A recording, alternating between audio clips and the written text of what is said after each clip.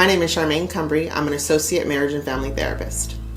Trauma-informed care is important in the church because the church is a place for the broken to find healing and to find community, with the hopes of preventing further traumatization or re-traumatization through their experiences. And a lot of people who are broken and hurt have experienced trauma from individuals or institutions and are really seeking a place of safety and transparency.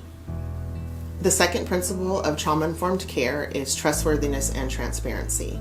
This means that all of the operational decisions are conveyed to volunteers, congregation members, church staff, regular attenders, and anyone really who interacts with the church, with the hopes of building trust and honesty, which would make people feel more confident and comfortable knowing what to expect from the church.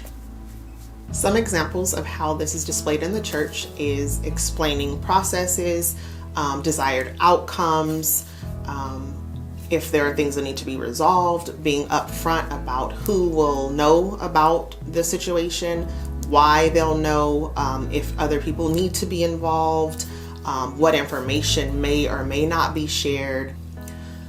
Building trust is important for survivors of trauma because trust has been broken for them somewhere along the way. They need to know that they are safe and that they can be vulnerable, and that the things that they share, things that they've done, or even that they won't be taken advantage of.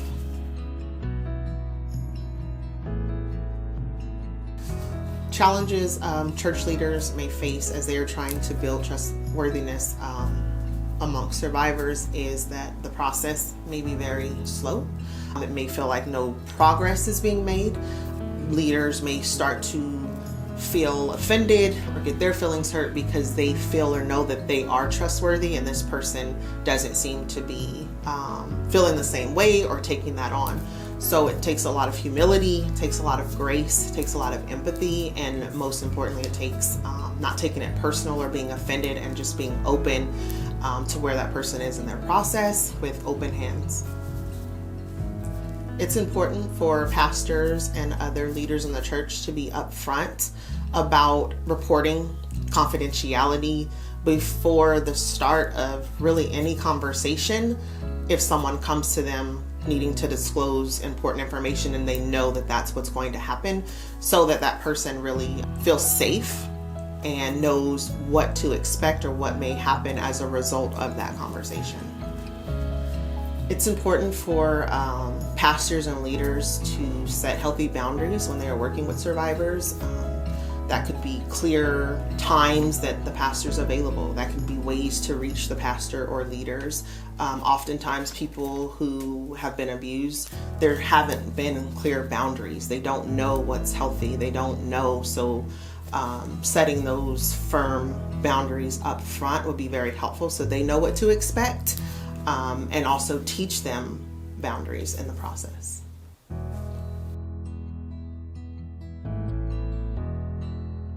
Feeling safe is very important so that you can be vulnerable, but oftentimes trust and safety have been broken in the past, so you may be re-triggered and take steps back, or something may happen, something may be said that you question, and then you start to close off again just to protect yourself. For a survivor of abuse to walk into a church for the first time can be extremely difficult. It could be a process that took months, years, just because there is an element that they don't know. There's thoughts or fear of judgment. There are thoughts or fears of just being seen for the abuse. There are thoughts or fears of having to be vulnerable and maybe talk about what's happened, and they may not be ready to do that. There could be actually multiple things, depending on where the person is in their process, but they could want to come in and feel completely normal and want people to treat them normal, whatever that looks like. They can come in and have expectations that people will reach out and acknowledge them. So it's really case by case. There's not a one size fits all, so it's really important to be authentic, speak, and really read body language, and that'll tell you a lot of their comfort, discomfort, maybe things that you can tell if someone wants to talk about something or they really don't. But just be mindful that it probably took a lot of courage and fear for them to be there, and they could feel judged, they could feel out of place, they could feel shame, embarrassment, and all of these things that they are trying to fight back to be in community again.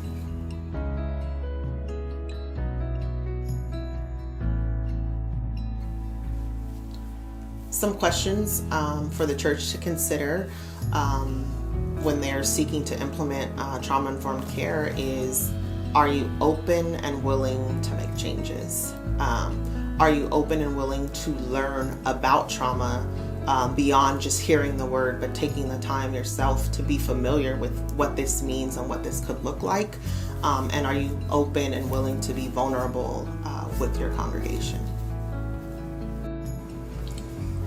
Ways the church can demonstrate transparency is having clear and concise protocols, especially for abuse reporting, staying away from non-disclosure agreements, being upfront about office hours, scheduled times, again, any processes and how they'll go and who may be involved in these processes and why.